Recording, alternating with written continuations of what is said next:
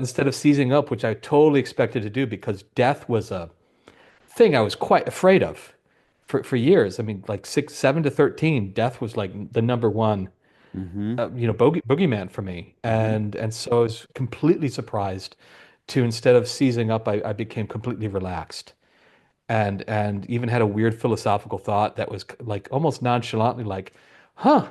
It's like, huh, I thought this life was going to be more than 13 years.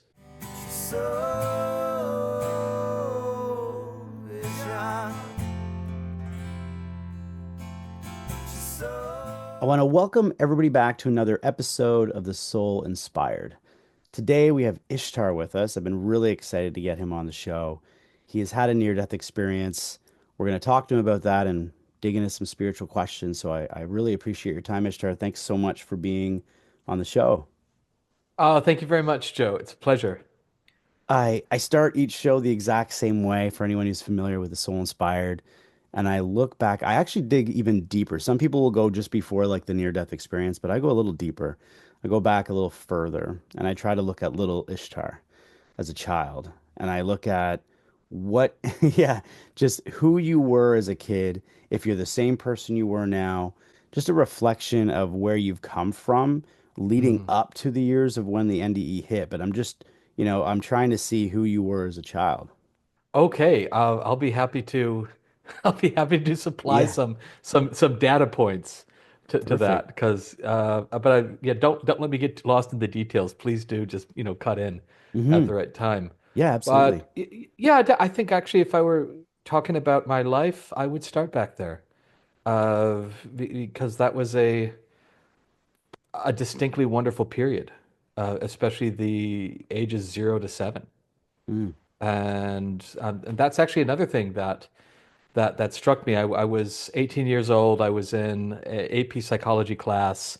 We're in the chapter on memory, and I'm being told definitively at a certain point I should not have memories before the age of about 2.5, or okay. I think that was the number that was given in the textbook at the time.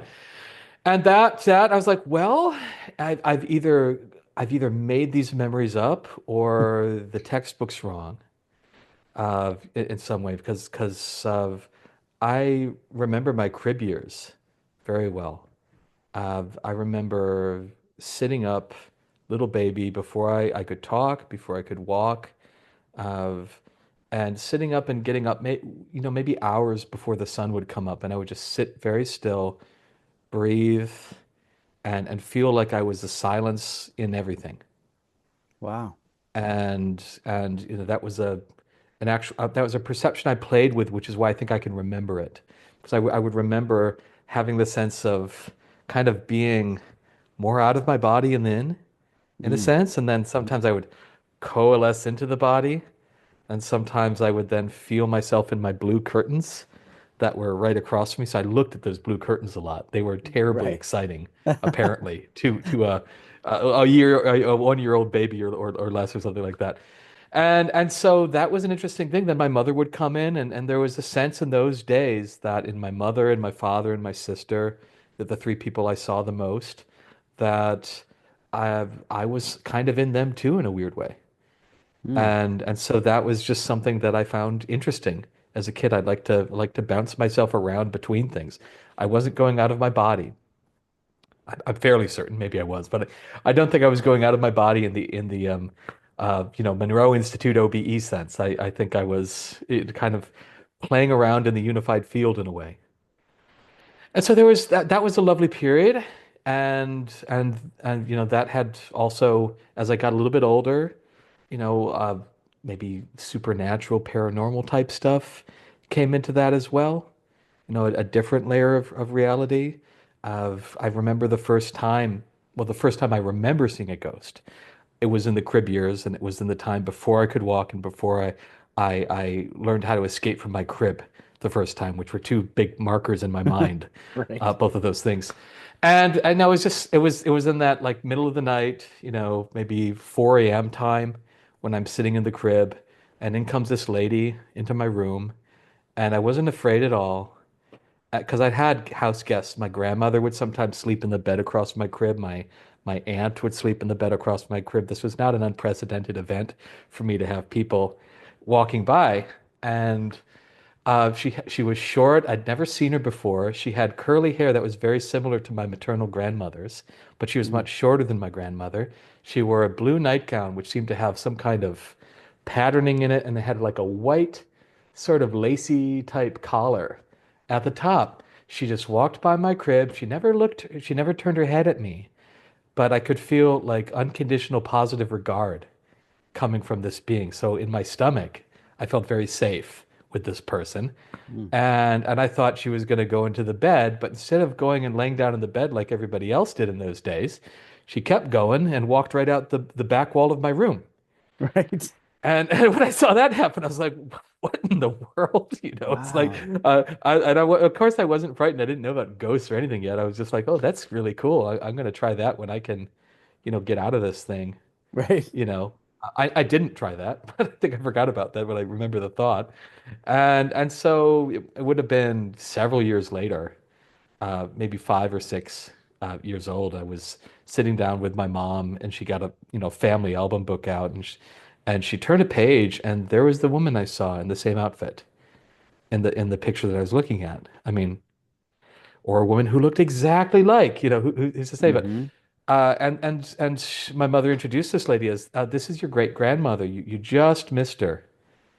She Mm. died before the year before you were born, but I know that my mother had a feeling that we would have been two peas in a pod. Turns out in many ways we were. That's right. I think my great grandmother was a very interesting character, um, and sort of her metaphysical interests, if that was a banner to be carried in a family, I was definitely the one to pick that up. And so yeah, that was a good ghost to start out a phenomena, which also was a part of my childhood. But the one I look back on, is that sense of sort of a unity, a primordial unity of consciousness. That's the thing from my early childhood, which I think was most meaningful Hmm. and most important, and ultimately something that a near-death experience and then later a heavy meditation practice was meant to sort of get me back to in a That's way. amazing. You felt early on, just to touch on that a little bit, you felt that you were part of everything and everyone. Is that kind of the feeling? Like you've seen your Yeah, mother and you were like part of those her. right, right, and those barriers. I could remember that because I have such those memories of what it felt like, and there was such a demarcation in the tone of my life at about age 7, like first grade. Hmm. As at age 7, I really, I don't, maybe it's not me doing it. I think it's a natural process, but that's when this sort of sense of like I'm a little biographical self who kind Mm. of lives in the thought box, that became extremely concretized, and life was completely different Hmm. from that point as compared to before. And so, looking back in the before time, yeah, there was not that rigidity, there was not that um, noise Hmm. going on that was so loud that it had the tendency of making one feel alienated and cut off. And in there was much more of a seamless kind of sense that in some ways, yeah, the world did feel, as much of my body as my actual body. Hmm. Only the thing in my body was I'd poop my pants without control, and that was not a comfortable thing. Right, And right. and but that was and the food went in here, and I couldn't eat. If I were the curtains didn't eat, of Yeah. course. But yeah, besides those markers, yeah, that was interesting. It's fascinating that you have the ability and you've had the ability to keep those memories intact. I have a few myself. I taking psychology through university and everything.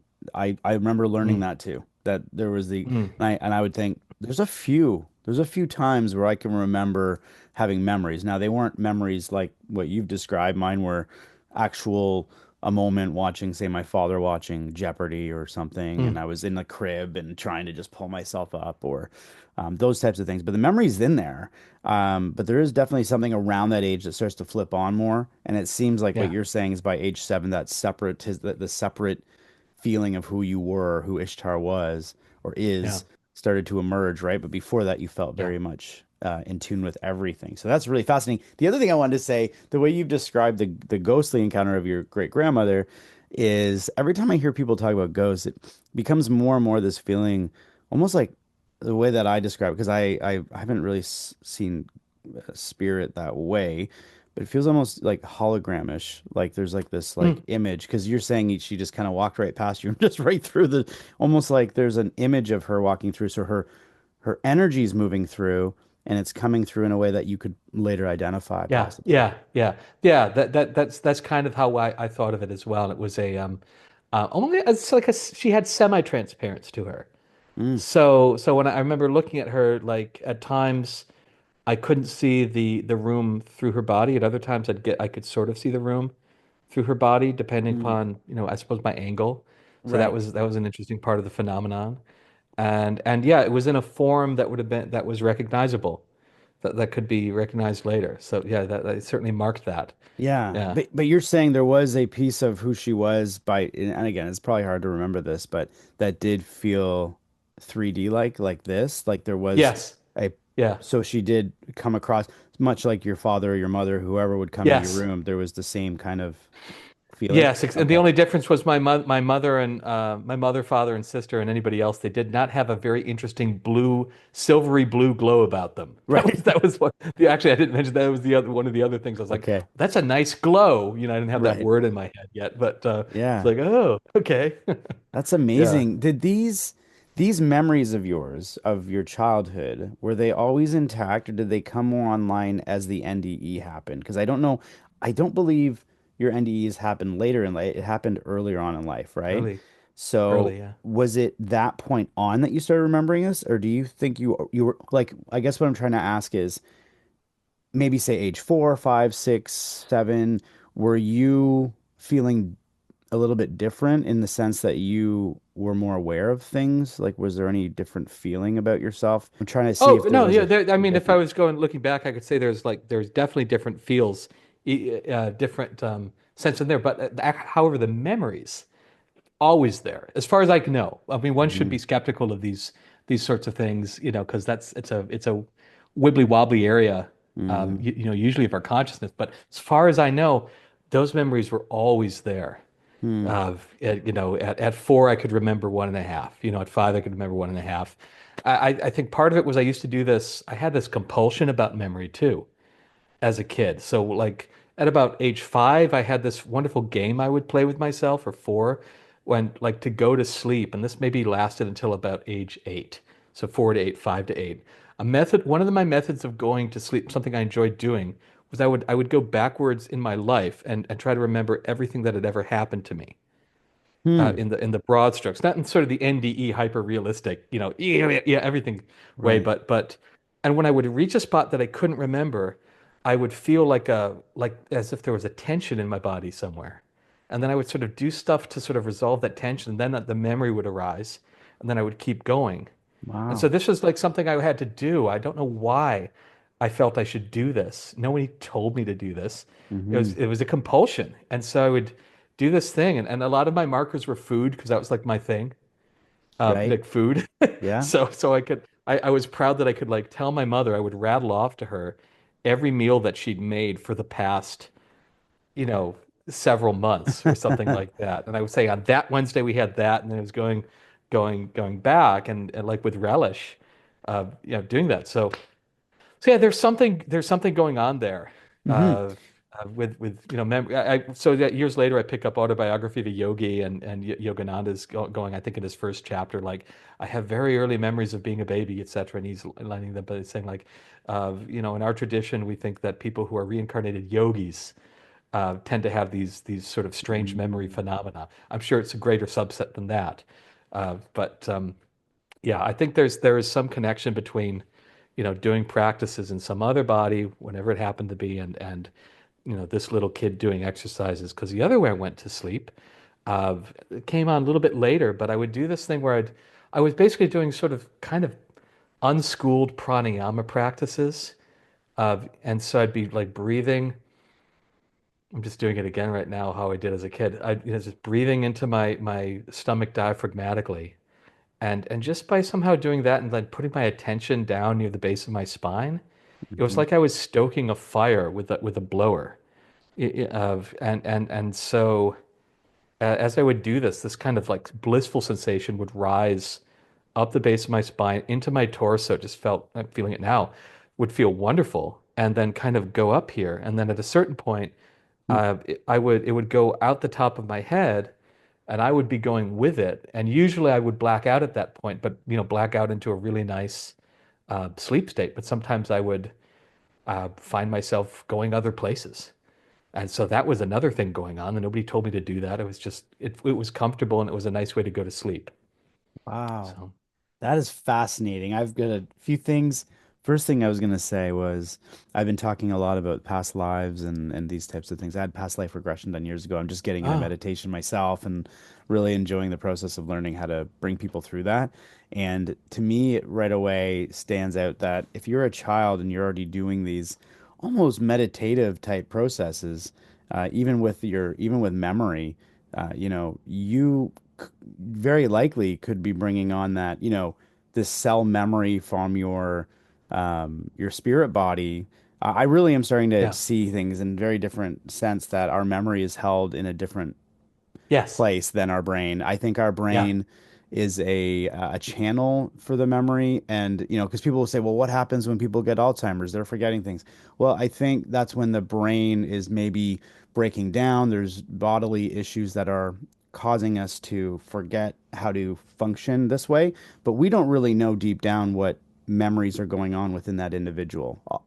And that's all I'm just right, going to say. We don't know if right, those memories are still in there. They may not be able to communicate it, and there's different things that are going on, but I believe the memory is coming from some other spiritual sense. So, and if that's the case, and I don't know that for sure, but that's my assumption, you're coming into this new body as Ishtar, and there might be some of those carried over memories that oh you're already God, doing as a yeah. child, which is enhancing your memory more than the average kid who's, like you said, pooping in the diaper and picking its nose. It's like you were I probably mean, I still was doing doing that. those. I You're was doing that. definitely doing those. Absolutely, absolutely, But and screaming and crying, and right. yeah, absolutely. But yeah, yeah, But while the you're other things were doing going it, on too. you Yeah, have this other yeah, side of you that's still it's regulating and it's staying online as yeah, opposed to the just turning it off and going on with the next day because you were learning that so young. So I found that energy or that interesting that you were almost like working with energy as a child.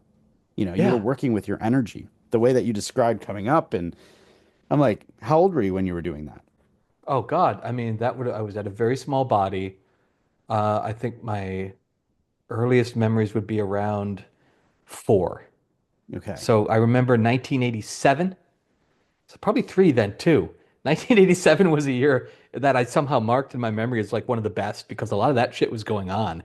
And I Right. had this like bliss belly phenomenon that I mean, that's what I call it now. I didn't call it that then. I didn't even know the word bliss. Right. But there's this like yeah, a lot of that stuff was going on and what the boomer mystics like to refer to as the harmonic convergence or Mm. whatever of 1987. So yeah, 3 or 4 then. See, and that's to me, that's amazing that you were doing that at such a young age. And you mentioned also that you started, we'll get into the near-death experience in a moment, but you mentioned that you were already having these, I would say, travels, the way that you Yeah, described it. So, because I recall having around age 8, and I still didn't know what this was, but it's just like all the NDEers tell me about how these memories don't go away. I remember going into a sleep one evening, just like any night, and in this dream, I was flying Hmm. and I was flying through, believe it or not, it was like a mall. It was a mall in another city in another area. I don't know if this was a dimensional shift or if this was, Yeah. we could call it a dream. But in this mall, I'm zipping around and I'm trying to talk to people and everyone's ignoring me. And I'm hello and I'm doing this and then out of my just I sense this other energy flying around and it would fly and then it would stop and it was this one with this girl and then she'd be doing the same thing and I said, "Oh, she's doing the same thing I'm doing." So I immediately thought about her and I was immediately beside her and I said, "Can you see me?" And she's like, "Yeah." And we're like, "What's going on?" And we're having this dialogue. Not this way, but like, yeah, like something's wrong. And we're kind of like panicking, but at the same time, really interested in what's happening. And then we came up with this conclusion to kind of go have fun with it. Let's go around to different stores and just see if anyone can sense who we are. And we're going through these stores. We're going through these stores together, and uh, all of a sudden she looks at me almost in this like sadness feeling. And I was around, again, I was around 8 years old, and I said, "What's wrong?" She said, I'm going. I'm leaving." And I said, "Oh, that's okay. Where are you going?" She's like, "I need your phone number. I need to get something to contact you. This is amazing." And I'm looking for like pens and I can't grab anything. Like I'm literally a ghost and I can't grab Oh, anything. And I'm looking at her and she's dissolving and she disappears and I wake up and I'm like, "Whoa, that was a weird dream." And yet, so I called that a dream as a kid, but it's mhm. so, even the way I just described it, this is the first time I think I've said it on the show. It's so visual. Like it's so No.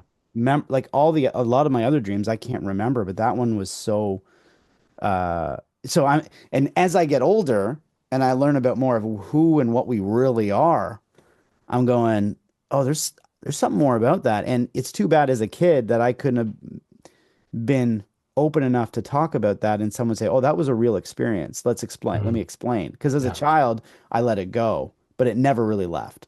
So that's my, as soon as you said that you've done that or you've had travels, it could be in different ways, dimensionally or anything, but that was the only time I've had something that strong. But can you relate it to anything specific? Joe, this is why our society needs one enlightened wizard for every 100 inhabitants or something like that. Right, Maybe right. maybe That's they could right. do a 1 to 1,200 ratio. They'd be very busy. I don't know. But Yeah. oh, I mean, absolutely, yes. In fact, I would state it the same way. There were certain dreams. I still call them dreams. So I had no reason, really, or framing early on to think that there were anything else but dreams. Hmm. And so I would have these, yeah, sometimes, especially when I would go at the top of my head, sometimes I would black out, sometimes I wouldn't.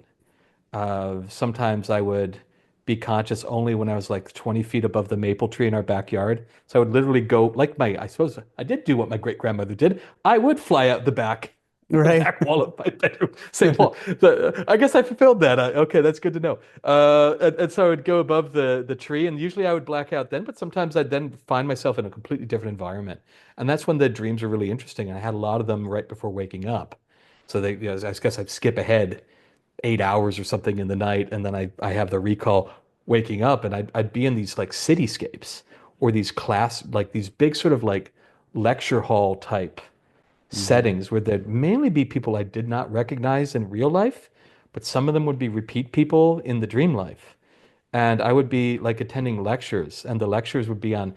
Sometimes they were very interesting. They would be teaching me telepathy, or telepathy techniques, or we'd be talking about politics at a level that at the time I was not conversant in, and it would also be political discourse that had very little to do with what was, going on Meet the Press or Right. whatever at the time. It would be, okay, these are concepts that are not making it into what we're talking about. And the one that was most interesting to me is because I had external validation for it, and so that I could raise my eyebrow and say, "What's going on here?"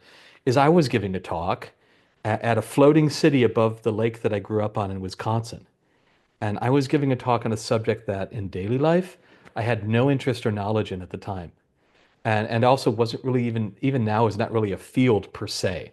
I was giving a talk on the future of spiritualized botany, and we were going way out beyond Rudolf Steiner land here. It was Right. it was not like bury cow skulls with on the new moon or whatever.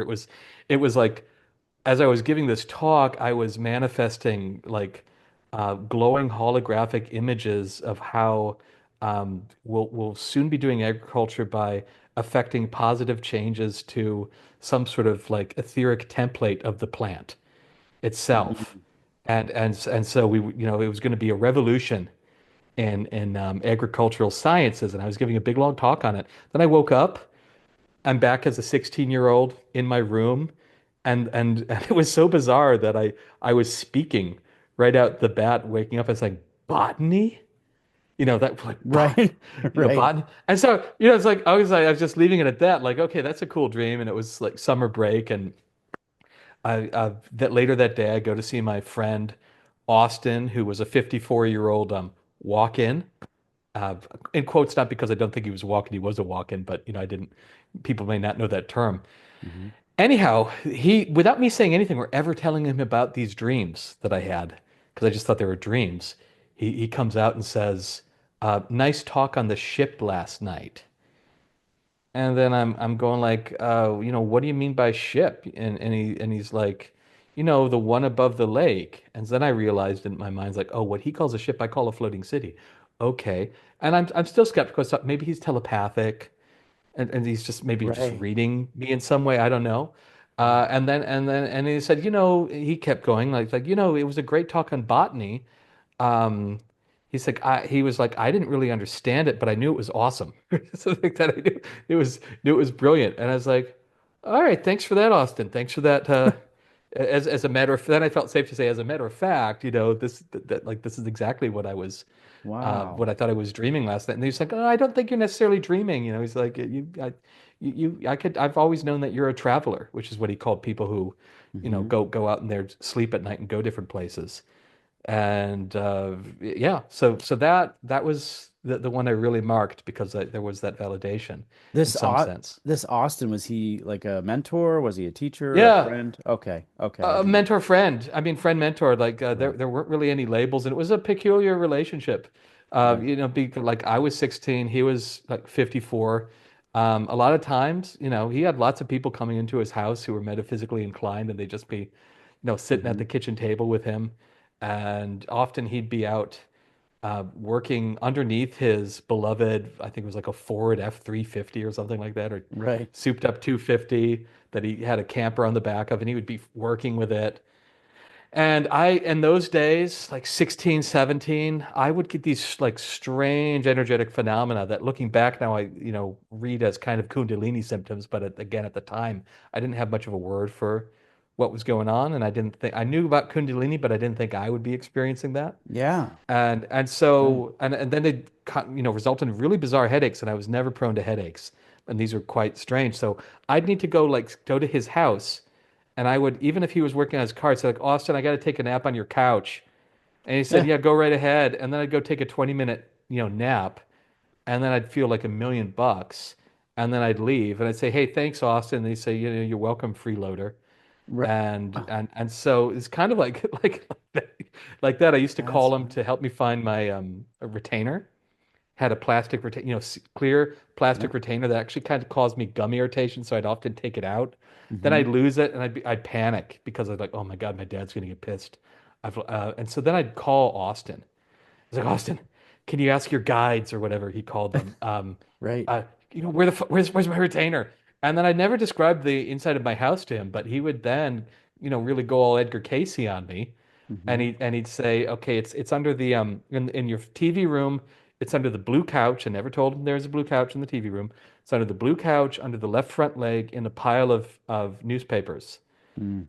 And then I couldn't find it. Then I'd go get back onto the phone again because it was one of those corded phones in the kitchen. And you say, "Oh, come on, you got to do a better job. It's in the Newsweek.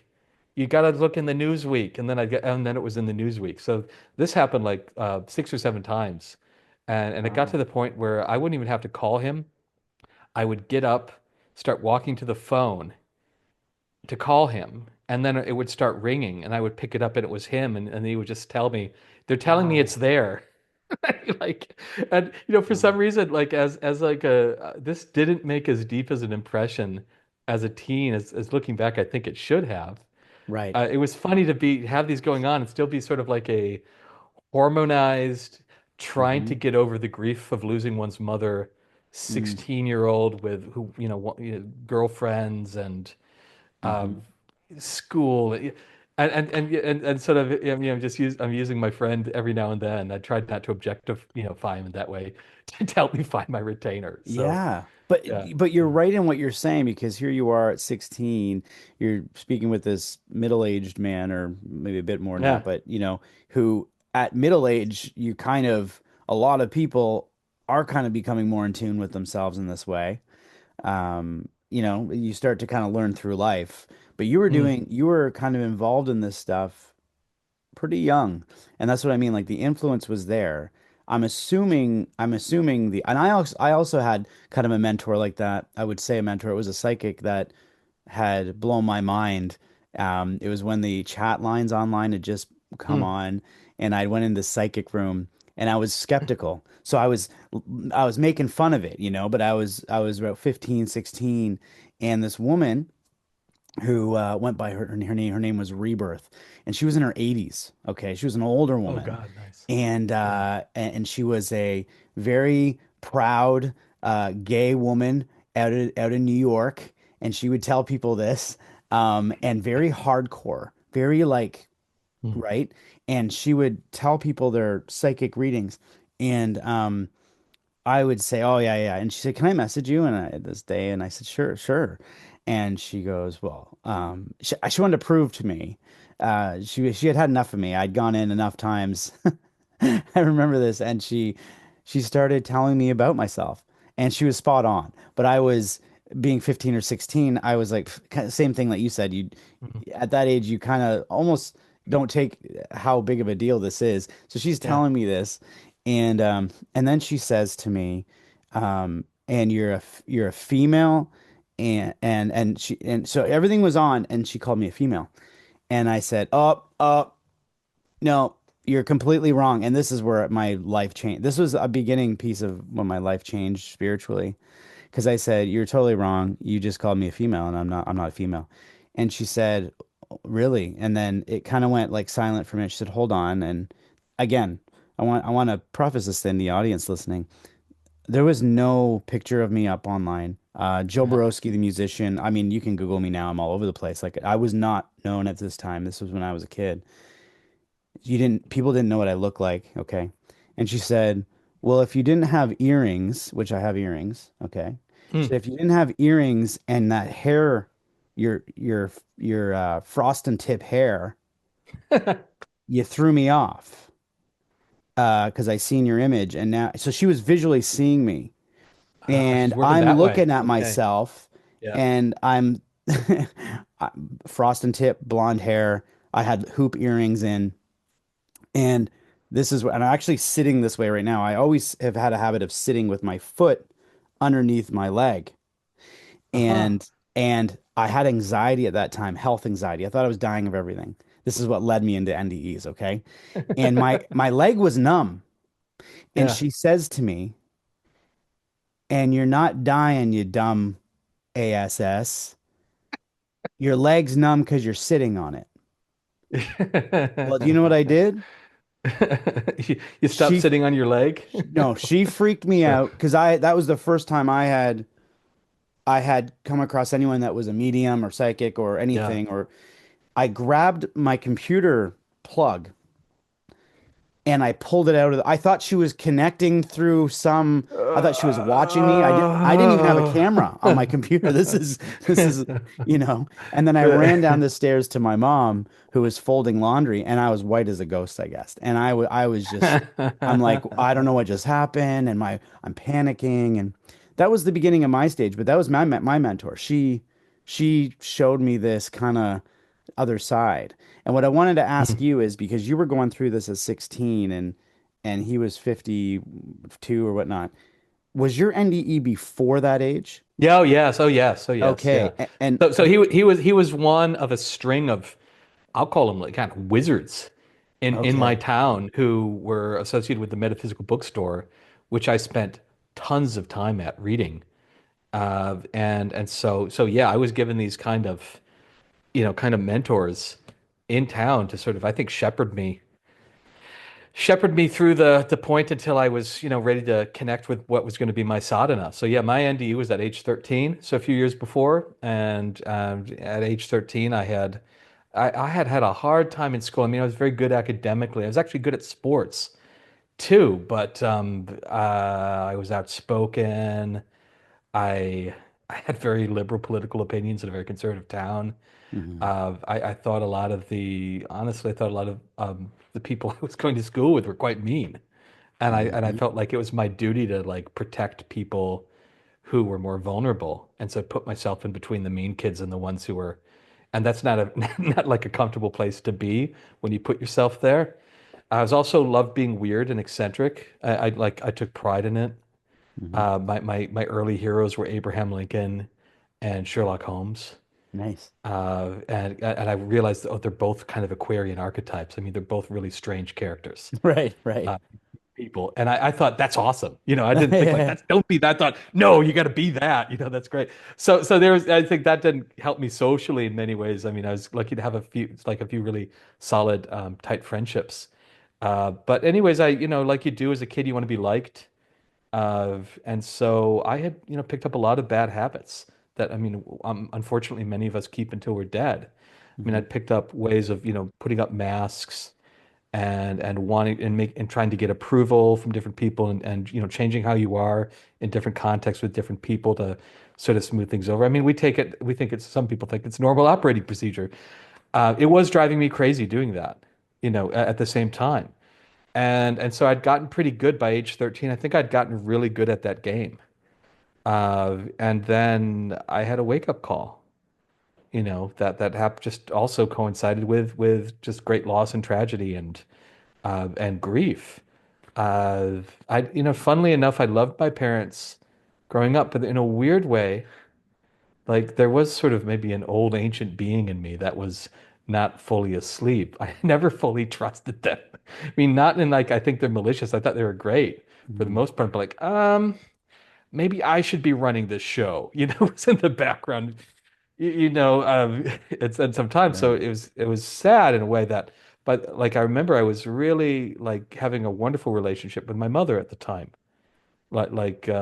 good wonderful conversations, and not like you would have even if they weren't your mother, if like you were friends. Hmm. There was, I mean, I think we probably would have found each other interesting even, in a different situation. So it was good to have these conversations, and I was feeling like I was starting to trust. Anyway, it's like I maybe came in with a little bit of distrust or a little bit of apprehension in there as well. And so then, it's like I had, yeah, and then we had a car accident. She died. And then in that car accident, obviously I didn't. and had and I never counted it as an NDE until years later somebody caught me and said like I think you had an NDE and you need to talk to the IANS group in Yeah. town. I was like, oh, okay, because I was mild-mannered meditation teacher and I Right. never filed my experiences that in the NDE category because it's like I watched the film Flatliners with Kiefer Sutherland Hmm. and like that shit was intense, what Right. they were doing. That's right. That didn't happen and the ghost boy didn't chase me up, or anything like Right. that up a tree or whatever. And so yeah, I remember, looking over and then uh seeing a car about to hit us and the car, Jesus, it's like it was temporarily hidden behind another one and then just started like gunning the accelerator. It was all bad timing. Mm. And I won't comment on whether they were inebriated or not. That may or may not be the case. I don't know. I always send love to the man who was driving because I didn't want two lives to be, ended Mm. in that way. So I've always sent him love, whoever he is. But there's a big link in my mind registers the word shit. But instead of seizing up, which I totally expected to do because death was a thing I was quite afraid of for years. I mean, like 7 to 13, death was like the number one, Hmm. boogeyman for me. Hmm. And so I was completely surprised to instead of seizing up, I became completely relaxed and even had a weird philosophical thought that was like almost nonchalantly like, huh. It's like, huh, I thought this life was going to be more than 13 years. It was just like confused that I'd got the wrong, didn't get the changes to the script, or or Right. or something. You're like, So I oh mean, I wow, was like, oh, this is gonna done. happen. Yeah. Yeah, it's Yeah. done. Yeah, we're done. And Wow. then had the whole life review, and I'd been always fascinated. I'd heard about the life review and people having their life flash before their eyes as a phenomenon, and I was very skeptical, but also very, curious about that because it's like, how can so much content and with such precision be loaded into such a infinitesimally small space of time? And there it was. So, and by the end of that life review, for me, the big realization, there was no tunnels, no ancestors, hadn't even been hit yet, which is why I also think it's like I was being pulled early prepared early, which I Yeah. think actually saved me because it made me limp as a noodle. I mean, I was more relaxed and more alive than I'd ever been, probably even my whole life. Even in my childhood, I'm not sure I was ever that relaxed because by the end of the life review, I had merged with this infinite being of love, or which was the same as the universe, and I'd realized that every morsel of my experience up until that moment had actually just been infinity in disguise or love in disguise. And these were even the words that were in my head, the few words that were in my head that were sort of marking this type of experiencing. And so like I remember the dashboard and the clouds in the sky and the car and my mother's shoulder and every little bit of the scene. And all of like every morsel of the scene had this felt sense of, oh my God, it's infinite light, it's infinite love, it's infinite presence. It's some vastness. And then, boom, knocked out. I remember my head hitting the glass of the door next to me because it's an impact going that way. I didn't have a bruise or anything from that. It knocked me out, gave me a concussion. I came out of that accident with one broken bone. I'd already broke my arm the day before, actually. So we were actually, I sadly going to the same hospital to put a cast on my arm. Wow. That was the purpose of the trip. But I ended up with a broken middle finger on my broken arm, so I had a cast that was forced my finger into this position for like a couple months, and even that was like comedy. I was like, what the hell? There's even comedy in this sort Uh-huh. of the worst thing that's ever happened in my Mm-hmm. life. Mm-hmm. And yeah, so that was I felt my mother. So I'm racing through this because I have I am, as you said before, I am kind of tired of going through it so much. But uh, I remember my mother staying in her body to uh, make sure I was okay, and so with all these other cool, wow, metaphysical type stuff, maybe window into deep samadhi and unity. But the thing that really touched me the most was to see this my mother self-sacrificing, and her sort of grit. I don't care if it's instinct, mammalian instinct or whatever, that touched me. To see somebody who's hanging around to care about their child like that. And I said I was okay, and then I felt her kind of go. And I Wow. didn't read, I was concussed. I didn't know what my name was, didn't know many details. The EMT people were asking me all sorts of questions. I was like, I don't know that, and I didn't know that was going to be for good for this life. At the time, you're in the car, you're in this accident, and you're having this moment with your mother who's not well. Like she's not supposed to even really be here anymore, likely, from it sounds from Yeah, yeah, words. really that, and I fast forwarded. Sorry, Yeah. that bit of feeling ago was when we were in the ambulance together. Oh, I see. So, Okay. so Okay. yeah, that was all, but it was all very quick. It's like, wake up. They're got giant skill saws and they're taking our doors off. They're pulling us out. Now we're in an ambulance driving probably at high speed Mm-hmm. somewhere. And I've got my neck is down and they're checking me out and asking me questions. And then the other one's working on my mom over there. And they're, yeah. So it all happened in a kind of a, blur. But you Uh, two had a connection before she left the physical realm? that's what it felt like. It's like one of those things where I had my awareness in my body, but I also had my awareness like kind of hovering at the top of the ambulance at the same time. And Hmm. when she would say words to me, it was as if, I mean, here you go. It was as if her consciousness and my consciousness were really not that differentiated. That was like the weird felt sense. Mm. And so when she said, called my name out and I said I'm okay, it was weird. I felt like a whoosh. That's how I would describe it. Like I felt like it's like she made a wind that went past my disembodied Mm. awareness at the top of the ambulance. It's like here's the top of the ambulance, here's my disembodied awareness part, whoosh. And I just did not put two and two together that had anything to do with, you know, not being able to share physical space anymore. It's beautiful that you had that moment though, because you're saying she physically called out to you, right? Yeah, yeah. And then you physically you said you were Responded. okay. Yeah. And once Yeah. she knew you were okay, Yeah. because if you think about everything you were going through, you think about the idea that even before the impact, you were having an out of body experience or a near death experience during that time, even before the big Yeah. hit. Well, you can only imagine what your mother had experienced, right? Because she's Yeah. kind of not really here. She's probably holding on for you, holding on. I always Yeah. say that when my grandmother Yeah. passed, I knew she was holding on for everybody. And I remember her body was like a furnace. Like it Yeah. wasn't supposed to function anymore, you know? Yeah. And I remember just this communicative feeling like, hey, like you can't hold on that long. Like this has got to be rough, right? Like it's just not easy to be in this thing that long. And so, but she was there for you, which is beautiful. She was there making sure you were good. But then to have a spiritual sense of her leaving, or not leaving, but a spiritual sense of her uh, Something. Yeah.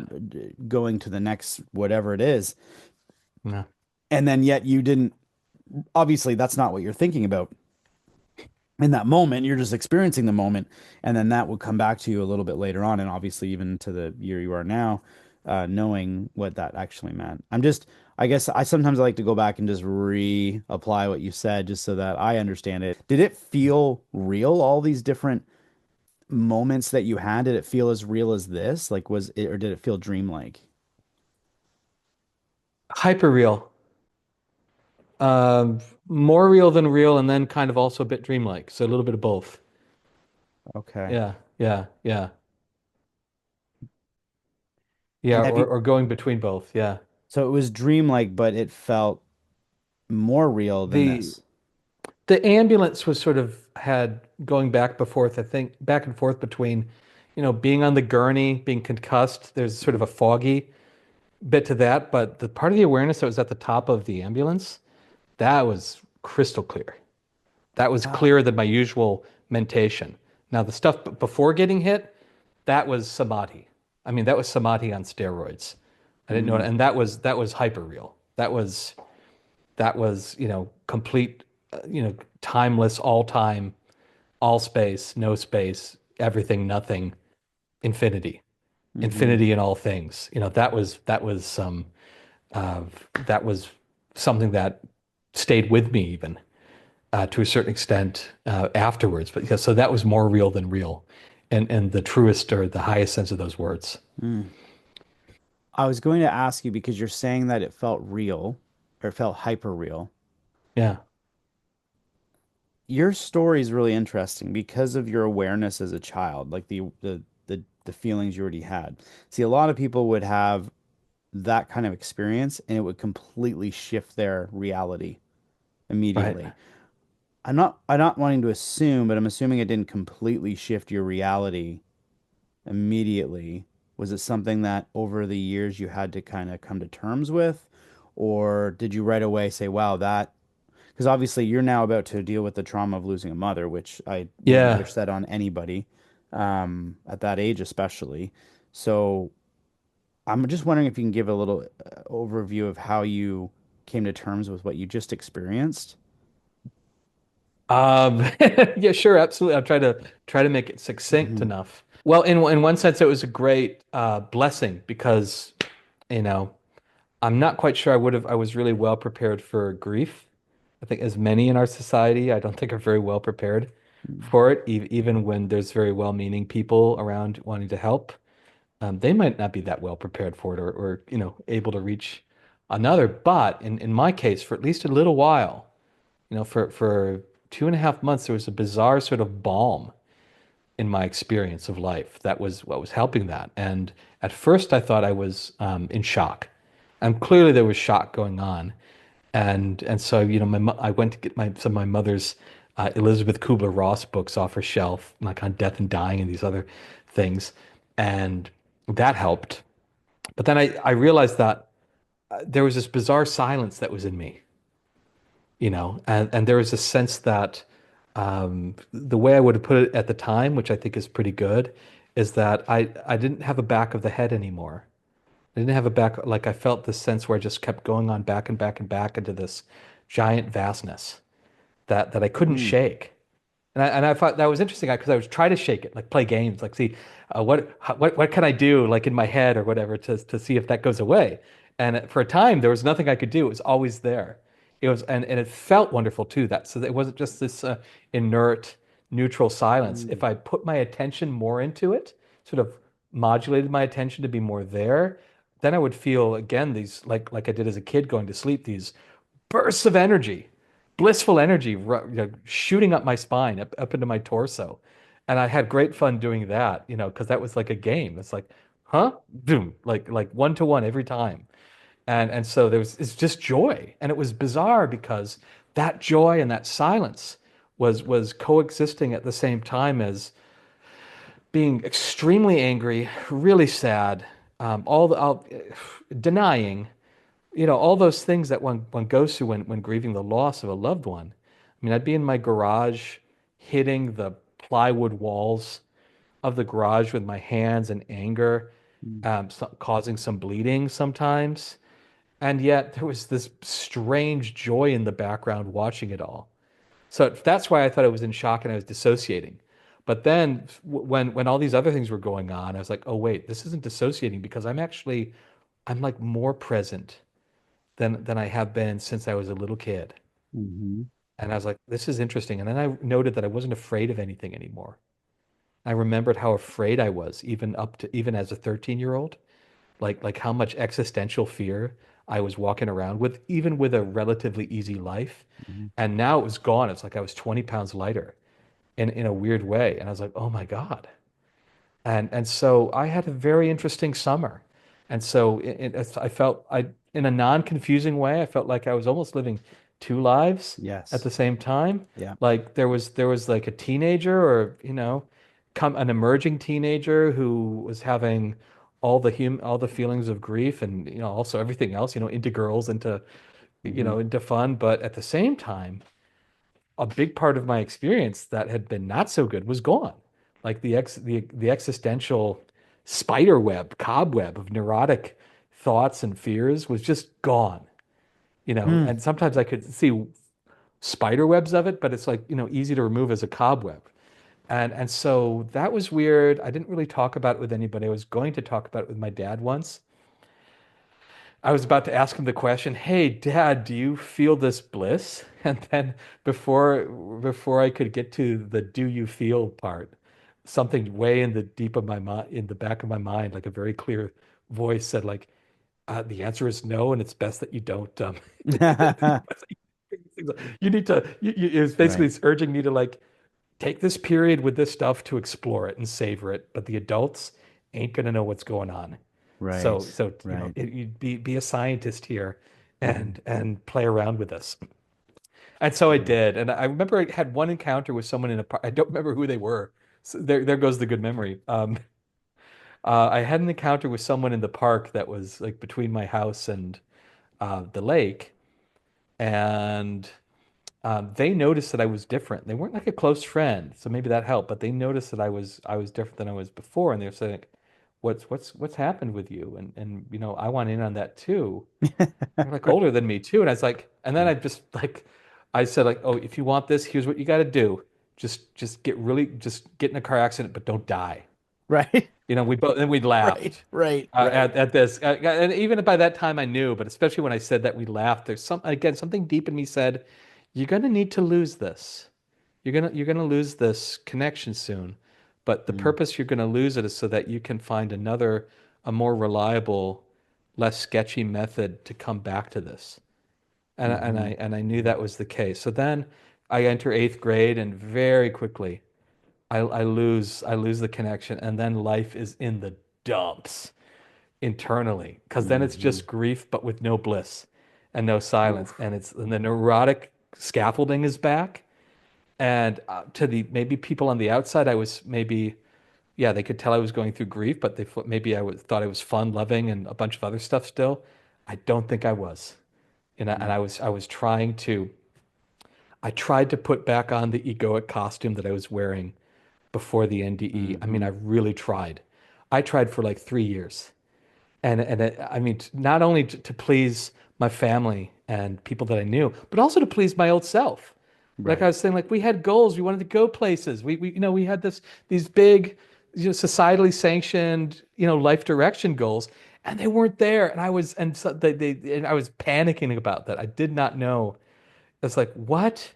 Where are we going now? And so slowly but surely, I remember I walked into a metaphysical bookstore, going around with my sister and opened up a book at random. And it's not like I was ignorant of these phenomena. I was interested in them, but just never connected them with me. Pick up a book on samadhi, basically. I picked up opened to a page on people experiencing samadhi, bliss consciousness, and different aspects of it. And so I could read it. I was like, oh my God. I don't think it was shock. I think it was probably something like this. Mhm. Then I was filled with hope. Like if other people are doing this, maybe I could. Maybe there's a way that I could, get into that. I knew I had to start meditating, but I didn't really know where to start. This was the late 90s in Wisconsin in a small town. It was back when like loading an internet page would take like 10 minutes. You go make some toast, Right. go take your stuff, like, check on it, go back, finish it up. It's still Okay, it's coming. up. Yeah, here's your peanut butter toast and orange juice, and you're on the website, right? Right. Uh, you know, um, and got all the book, checked out all the books I could, read all the books at the metaphysical bookstore. Nothing was quite sticking, but I was sort of seeking. I was like a 50% spiritual seeker, 50% teen. And Right. I was trying to find a way, how do I balance that? What do I have to do? I thought, oh, maybe I should be like a actor or musician, because before I wanted to be a politician and a lawyer and stuff like that. That's what I was going to do. Yeah. And now I was like, no, maybe I can be, you can't really be a mystic as a profession. So maybe between mystic and politician, that's like an actor or musician, the arts. So it's like, I'll Right. do that. And I remember going out with my sister to visit her in her college town in Western Massachusetts. We were in Northampton, Massachusetts. We're having a great old time. We see like a gypsy palm reading lady. Like I think it was like $5 for a reading, so like we could handle that. And just no expectations of any actual psychic abilities, just going for the show and Right. for the fun. And it's a Victorian house. We go up, and it's of course it's a lady who's not a real Roma person, or Americans say gypsy. She's Ukrainian, I think a Ukrainian American or something like that. And she's in costume. Her son's in a Adidas tracksuit, another type of costume. Um, and put the hand out, and I was like, I'm not going to let this lady cold read me, so I'm not going to let on that I want to be an actor and musician or anything about me. I'm thinking, I'm an accountant. I'm an accountant. Something like that, something Right. different. Put my hand out, and the first damn thing she says to me is, "You're not going to be an actor or musician." And I said like, oh yeah, and I figured, oh, she just expects all young men of a certain age to being aspiring to this by percentage. So it's like, still not thinking she's psychic or anything. Keep it out there. And then I said, well, no. And she's like, no, absolutely not. No matter how hard you try, not going to be actor or musician. And then I'm like, all right, lady, I have to beg, I beg to differ politely, respectfully. I am absolutely going to be one of these things or both. Right. You'll Right. see. I've got Right. good. I've got good. I'm actually pretty good at both of them. I got good willpower. I think I can at least be a session drummer. And then she said, no. She's really stubborn. No, no, no. And I was like, okay, well, what do you think I'm gonna do? What do you think I'm gonna do? What's my palm telling me? And then she looks at and she kind of goes like Sybil Trelawney from Harry Potter in a way. And she's kind of like, actually, she was confused by what she was saying, which I found strange. She's like, actually, you're going to travel the world, teaching the true mystical teachings of Christ. And when even though she said mystical teachings, I thought I saw like an icon on her back wall. I was like, oh, she's trying to convert me to Christianity here. Right. That's what I'm thinking. Like Right. Right. I'm sitting, I'm 15 or whatever. I was like, I get the game. I know what's going, I know what's going on. And then I was like, well, we're gonna have to agree to disagree on this one. I literally told her I don't have a orthodox religious bone in my body, Right. so I don't think that's gonna happen. But this was a lot of fun, so thank you. And then like 6 years later, I'm on a plane, and I'm reading the back of the book, one of the sort of the bylines on one of the books. It said like the mystical, now for the third millennium, the mystical teachings of the Christ, or something like that. And I was like, oh my God. And then I remembered that lady, Oh, and wow. I was like, and she was pretty old when I met her, so I was like, I was literally on the middle of the Right. plane. I was like, whatever plane of existence you happen to be on right now, like you were right. I was Right. wrong. You got me. You Yeah. know, thank you. And I so, love that. That's why, and it's yeah, interesting. You interpreted that as a as someone who is, again, like you said, trying to convert you into Christianity or yeah, whatnot. Your yeah. interpretation of when we hear that. That's why sometimes when I get people who come on the show and the in the comments and they're they're either arguing one religion or the other, and I'm looking at these sometimes, and it's all respect to everyone commenting. I love the comments. I love seeing it. But when it has to do with separatism or separating Uh, people and saying, no, you need to follow this and you need to I'm always like, we haven't got there yet. We haven't figured out that everything is the same. Like we have to come yeah. to terms with this. We're just using different words, different terminology. We have some things that have been adjusted over the years. I think we've got our hands in some of this stuff a little bit too much. And so it's interesting that now again, I don't even know what you do because you've mentioned a little bit now.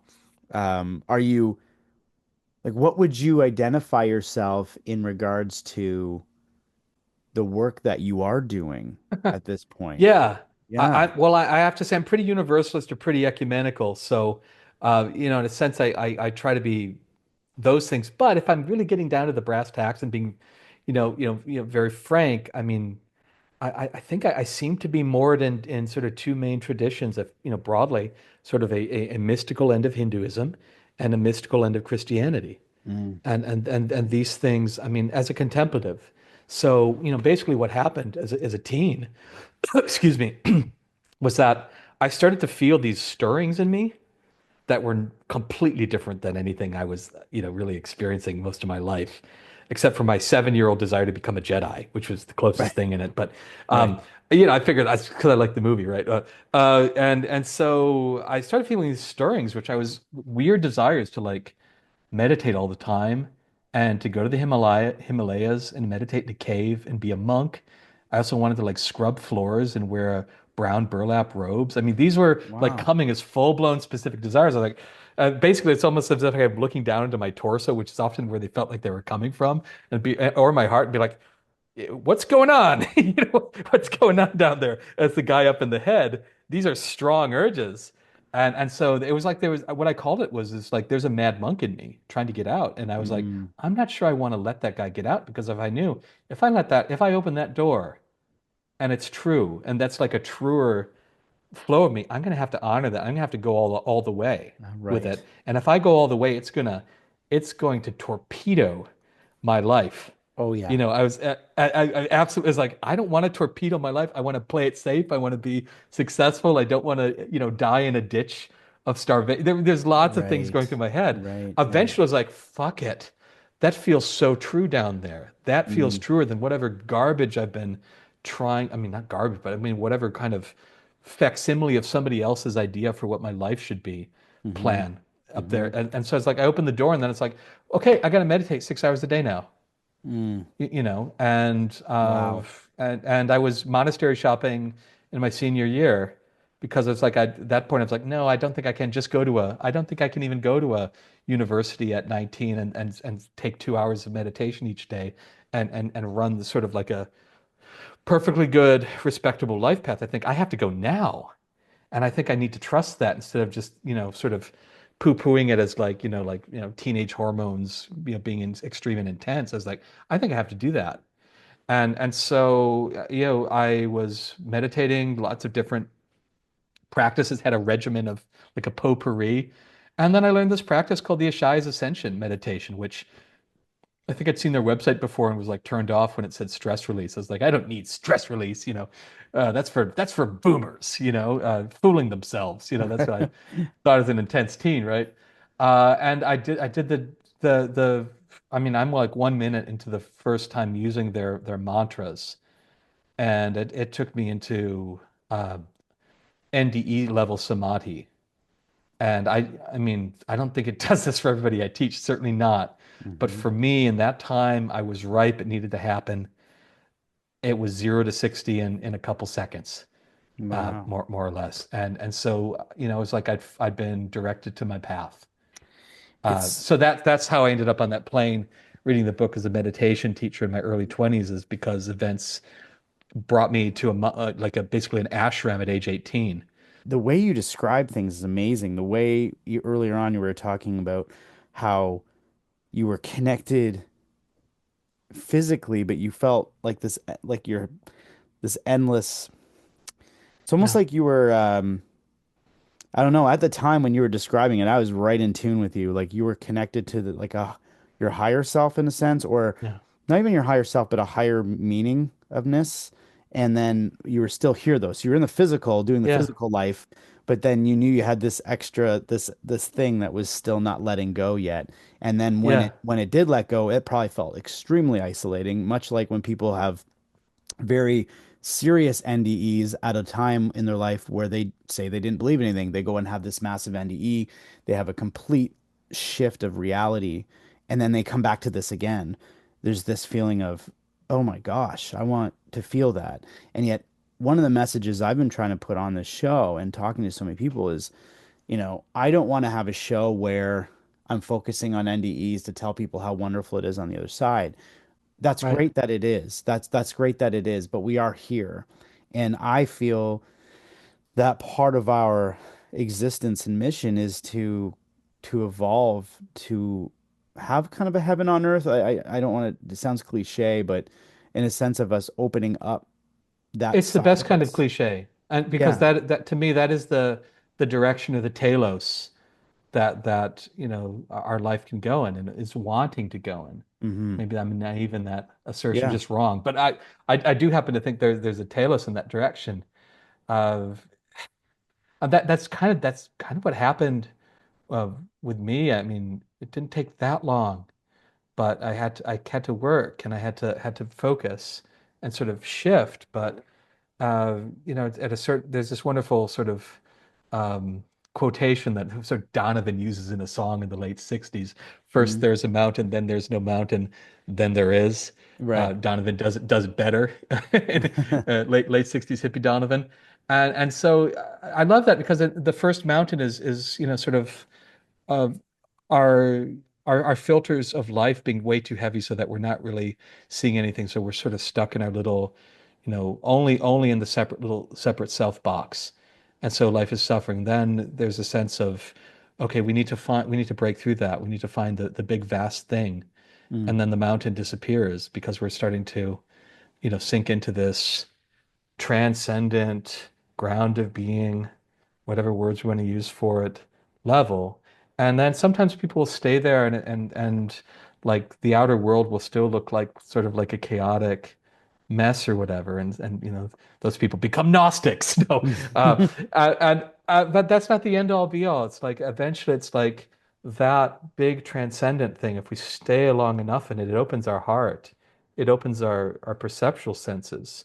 We start to not just see people as dumbasses or bad or wonderful. We start to see presence in them. That Hmm. infinite starts to show up in other people. It shows up in sounds. It shows up in birds. Bird songs are very easy for most people because the birds don't have the egoic human conditioning like we do. So it's Hmm. easier to pick it up. Shows up in daisies. And so then there's the mountain returns. And it's no longer, sort of the mountain made up of incorrect, tension produced perceptions. It is, reality with Mm. with a capital R. And there Right. can be that sense of that primal unity that eventually comes back. So, and that is the kingdom of heaven in a way, is the sense that, well, the world is a friendly place. Because before, like when I was a kid, being sort of a good materialist reductionist for a little bit, even though I was seeing ghosts, how you square that, I don't know. But, being sort of a materialist reductionist, it's like, well, yeah, you eat, you shit, and you die. You become worm food. Everything is sort of like an accident of chemistry Hmm. and that of the sense of the kingdom of heaven is like a real marrow deep sense, not a dissociative, but a marrow deep sense that, oh my God, it is a bizarrely user-friendly universe. Oh my God. I mean, even the people who at a certain level might actually be out to get me or dislike me, Hmm. there's like a deeper perception that, oh my God, but there's also God in there too, so and that changes things immensely. And I that'd be great medicine. Yeah, absolutely. You said, and something right away spoke to me where we definitely have overcomplicated things. We've Mm, overcomplicated who we truly are. I I I I would I wouldn't identify myself as a medium or psychic. I'm something. I'm an empath with that's having something happen, but mm, I would sense that we're going to go more into simplicity. And I know that sounds boring, but the word simplicity comes to me only in the sense of I think I believe over the next period of time, there's going to be a lot of crumbling of things. I don't know how else to put it, so that we can mm, realign with our true self of what we are, because there's a lot of confusion in this world. And this is what I meant about the fact that we don't want to focus on NDE stories and go like, oh, I can't wait to get there. We're all going to get there. We're all going to be there. Like we all come from somewhere and we go somewhere. And whether this is a shell opportunity where we're in this 3D shell for a little bit, we're still already there. And so we're going back. So I don't think our purpose is to come here and miss home. I think our purpose is to come yeah, here and build a home. So yeah, I don't see.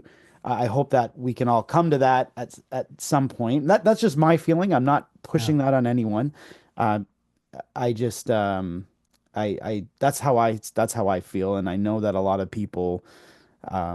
If I talk to people who've had a fresh NDE, for instance, sometimes the feeling I get afterwards is I don't want to be here, oh yeah, yeah. and People it's have this that. Yeah, yeah, and it's sad. It's a sad feeling, and I can understand why they feel that though, because yeah, they probably sense something that's so unlike what we're feeling here. But right. here's the real, and again, I'm a super optimist person. It probably drives some people crazy, but I just feel like that's supposed to start merging in. We're supposed to start feeling that. That's what we are. Like we are that already. There's no, hey, let's create that. Let's become Yeah, that. It's already there. It's yeah, just we're not yeah, aware of it. Our awareness has to come back online. And then yes. holy smokes, watch things change. So I don't know if You're you right. feel Yeah, that way. that yeah, I mean, exactly as you're saying. Exactly. I mean, the Michelangelo's angel is in the marble already, and Mm, it is for most of us, it's a additions through subtraction kind of process. Most of it is just like getting that all these core tensions that are unnecessary, having them fall off the nervous system, you know. mm, And for me, I often think of like, well, what to do, how, what to do in the world or whatever, but for me, I can break it down to sort of very simple metaphor. I think of us all as actors in the divine play. hmm And the goal first, you have to go and connect with the infinite intelligence that allows you to play the script out of yourself in the easiest sort of way. And so you go back into that space of total capacity. You start to know that. And then from there, you start to allow yourself again like a child often, or children who don't have the shit beat out of them, but like a child who's been reasonably well raised, we become childlike again in that way, where we're hmm sort of we're allowing the truest movements of life to move through us without fighting them. mm, And when we do that, well, this is the realm of synchronicity. This is the realm of the flow state. This is the realm mm, of letting the Holy Spirit, to use a Christian term, letting the Holy Spirit move us, or letting Shakti, to use a term from Hinduism, letting Shakti live through us in the way we want to. And if each person kind of does that a little bit more, I think humans are a bit like popcorn. One person's heat kind of ripens another one a little bit, and so one by one, people are getting a little bit more susceptible hmm to joy, to presence, to bliss, or to the movements of the Holy Spirit, even if some people's movements are going to look like Jesus kicking the money changers out of the temple, or Gandhi making a salt march to the sea in rebellion mm, against an unjust unjust laws. And yeah. and so we're all going to have very different parts, and that's why it's good we don't get stuck in trying to look at any other person's part. We have to kind of be really ruthless with our focus for a while and finding that sort of base level of unconditioned self, because that is the thing that allows us to actually stay in our own lines. hmm And that's a tricky part, and that's a part that most of us have to, spend a little little energy and It's it's an practice and it's an odd achieving. that it's an odd connection because we need grounding but connection. Like I Yes. see, like we need grounding here, but we need to find our way to be connected to whatever we are. And I mean, so, connected wherever you are is I mean, the heart, your yeah. own body is a wonderful gateway to samadhi. I Hmm. mean, in fact, I did do this and still do this meditation called ascension. But sometimes I think that name's quite a misnomer because in my experience, I could just as well call it descension. Right. Because because going into samadhi and going into that transcendental field was the mechanism that allowed me to get the hell back into my body. And Mm. I was like actually many of us are kind of dissociated in different ways because life was painful for us as infants or children to such a degree that we couldn't handle it. And so parts of our awareness are often out to lunch without us knowing it. And so when we come into that samadhi place, it's like those little children who are frozen in us kind of are able to melt back into the body and melt back into the psyche. And it produces the feeling of like, oh my God, am I feeling my hand in a new way? Hmm.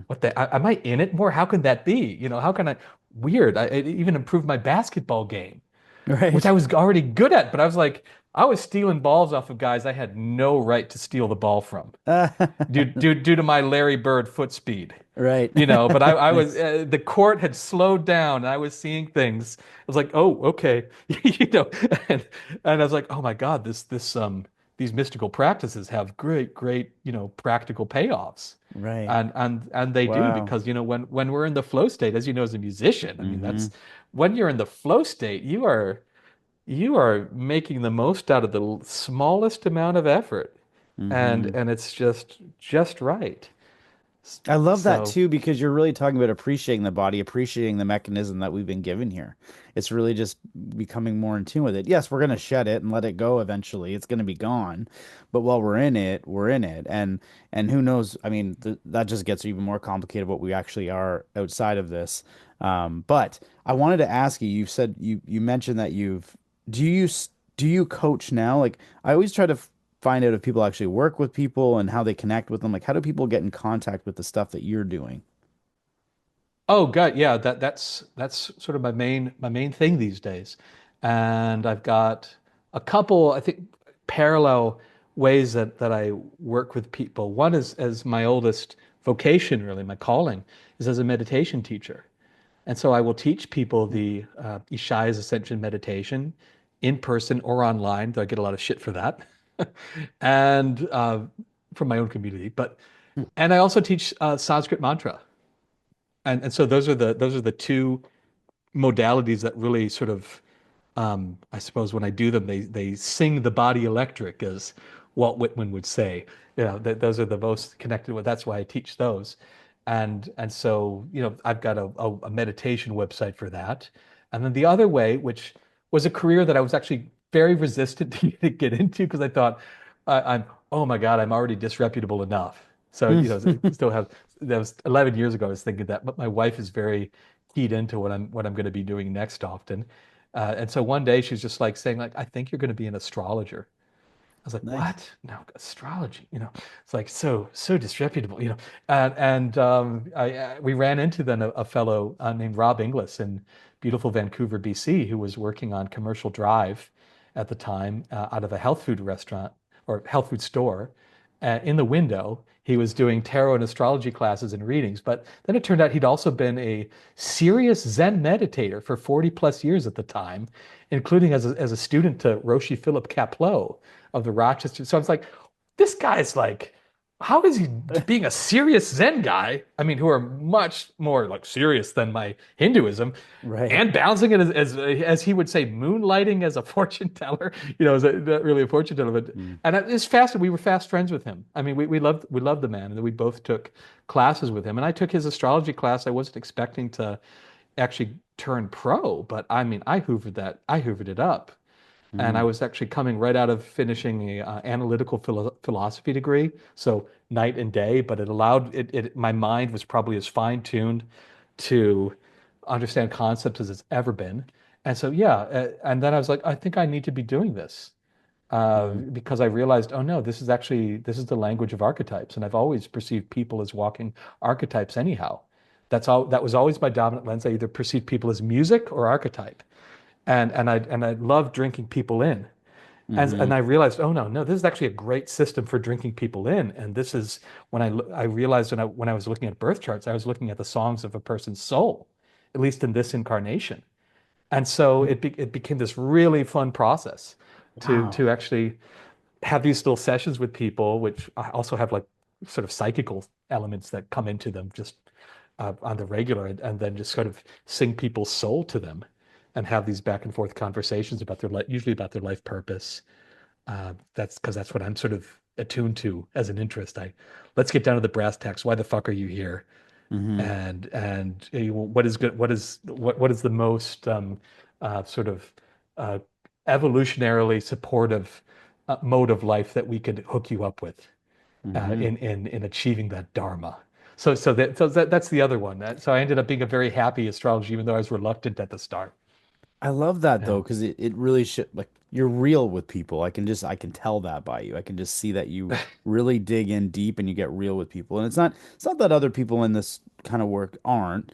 I think that No. everybody's trying to search for their own self even while they're in the work because you can be good at picking up on things and you can be psychic medium, you can pick up on things, but you're still working on yourself through the whole process.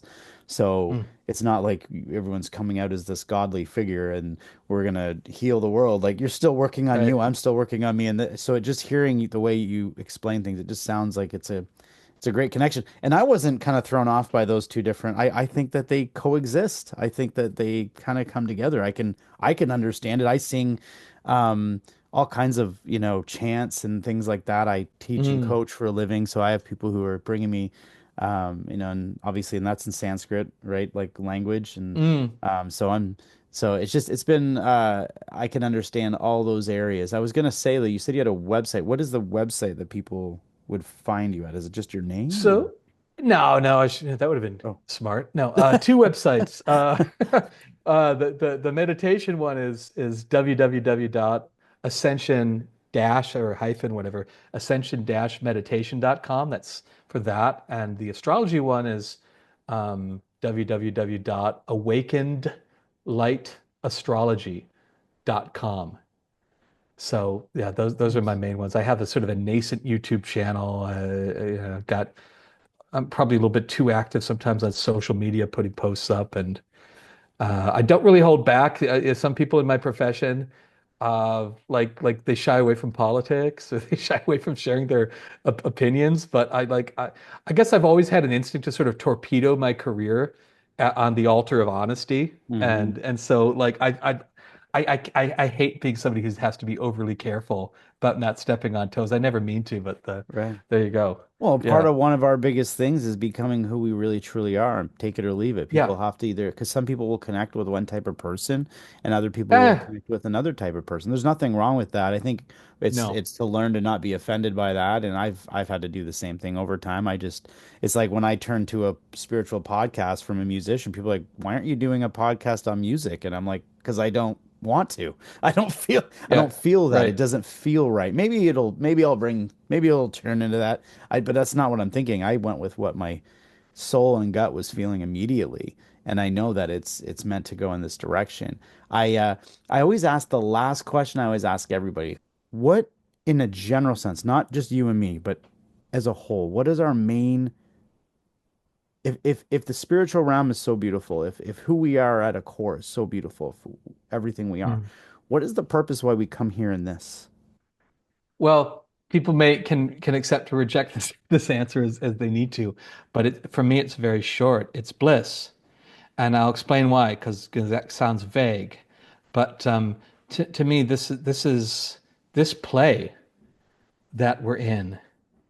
There is and this is actually part of my NDE, and that also stuck with me later. I remember in part of my life review, I was reliving me get the shit beat out of me at school, and I picked sort of a 1-on-4 fight, and I was remembering the feeling of having the face go up against a chain link fence, and like all Oh, the detail of it, where each link was hitting, and the sort of the humiliation and of losing a fight, right, yeah. as a young guy.